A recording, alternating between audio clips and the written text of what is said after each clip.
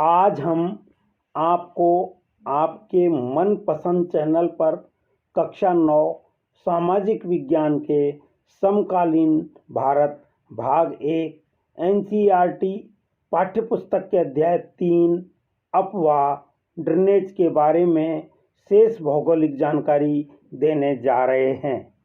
इससे पहले के वीडियो अपवाह भाग 1 से आप सभी अपवाह तंत्र, गार्ज, जल विभाजक, भारत की नदियाँ, हिमालय अपवाह तंत्र, सुंदरवन डेल्टा एवं बंगाल टाइगर के बारे में जानकारी प्राप्त कर सकते हैं।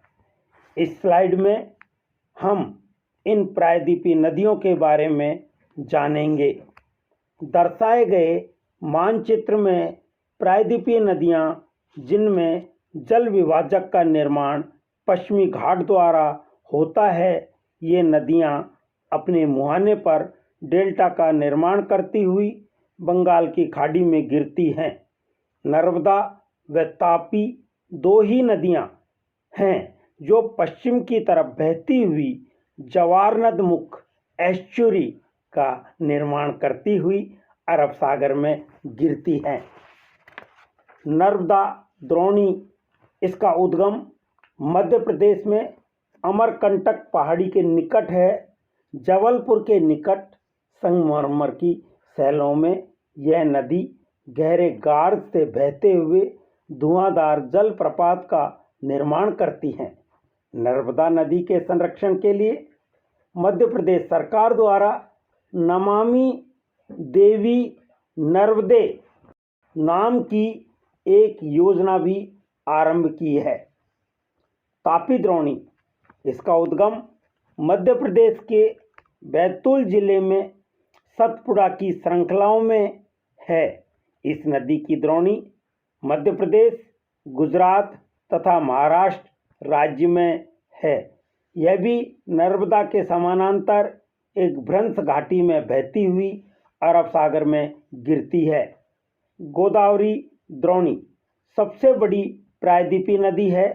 यह महाराष्ट्र के नासिक जिले में पश्चिमी घाट के ढालों से निकलती है। इसकी द्रोणी महाराष्ट्र, मध्य प्रदेश, उड़ीसा तथा आंध्र प्रदेश में स्थित है।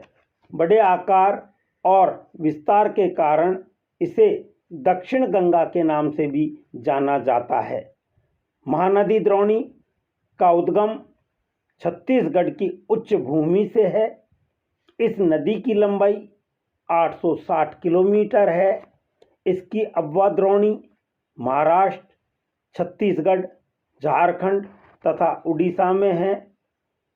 कृष्णा द्रोणी महाराष्ट्र के पश्चिमी घाट में महाबलेश्वर के निकट एक स्रोत से निकलकर कृष्णा लगभग 1400 किलोमीटर बहकर बंगाल की खाड़ी में गिरती है।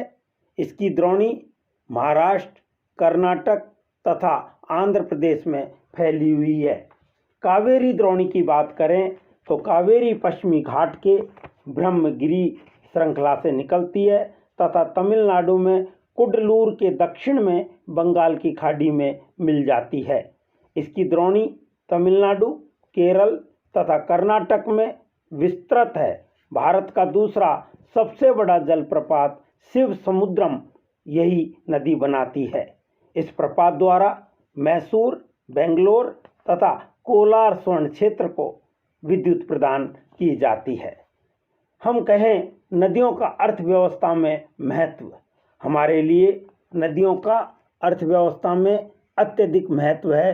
ये जल मूल प्राकृतिक संसाधन है तथा अनेक मानवीय क्रियाकलापों के लिए अनिवार्य हैं। यही मुख्य कारण है कि नदियों के तट ने प्राचीन काल से ही आदिवासियों को अपनी ओर आकर्षित किया है।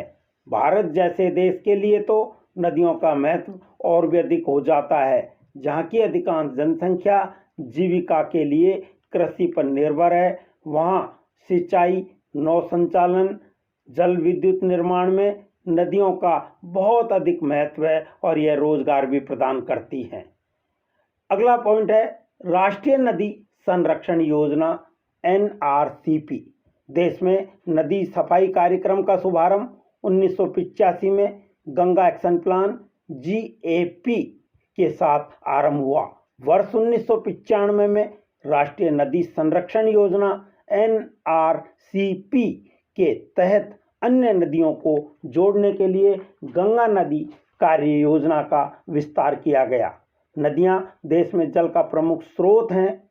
NRCP का उद्देश्य नदियों के जल में प्रदूषण को कम करके जल की गुणवत्ता में सुधार करना है। साथ ही साथ सीवेज उपचार संयंत्र, पानी की गुणवत्ता की निगरानी और कार्यान्वयन एजेंसियों का विवरण भी देखना है। अगला पॉइंट है नदी प्रदूषण।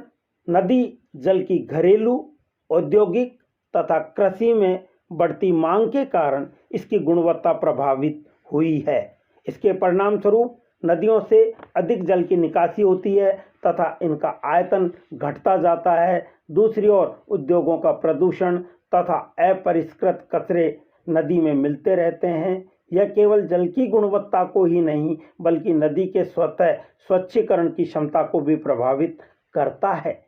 लगातार बढ़ते हुए औद्योगिकरण एवं शहरीकरण के कारण ऐसा संभव नहीं हो पाता तथा अनेक नदियों में प्रदूषण का स्तर बढ़ता जा रहा है। इसी कारण इनको स्वच्छ बनाने के लिए अनेक कार्य योजनाएं लागू की गई हैं। आप सभी ने अफवाह के बारे में दी गई जानकारी को ध्यानपूर्वक सुना व देखा। इसके लिए आपका बहुत बहुत धन्यवाद एवं आभार।